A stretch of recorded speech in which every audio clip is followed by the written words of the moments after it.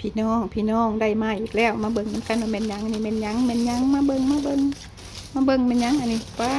ดที่โทรพี่น้องมองดูนี่มาแต่ไสจังหวัดนี้เชียงใหม่ไปโดดกระดีพี่น้องมาเป็นขันเป็นขวัญเป็นงาเลยตรงนี้โอ้แต่แท้ได้ลูกใหญ่งามมันนี่ลูกหนึ่งนะปุ๊บป๊าดที่โทรได้อีกเลยเด้อพี่น้องเอ้ย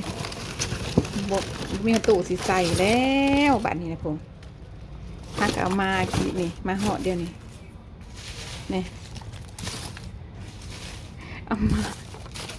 แม้แต่ใบก็ยังเต็มเลย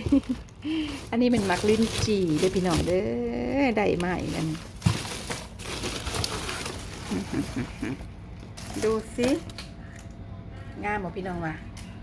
ปิตาแสบอ๋อคุณนะมากินน้ำกันเด้อหวานแซ่บพี่น้องมึงนี่อ้อนแต่ว่างามมาดกเป็นผมเป็นผูเอามาหากมาหอดกี้นี่เด้อนี่แก๊สเลยเอามาให้นะทำสิกินพี่น้องหมักใหม่เมื่อวานนี่กับเต็มตู้ใส่บะหมี่ใส่ยังโมเมิดเลยกินยังบ่ได้พอบักขนุนอีกหน่วยบักใหญ่เอามาแต่ต้นนี่ลิ้นจี่มาอีกบาทนี่ไปมากินซอยกันพี่น้องแซ่บเผ็ดแซ่บหวานแบบนี้นะมักลิ้นจี่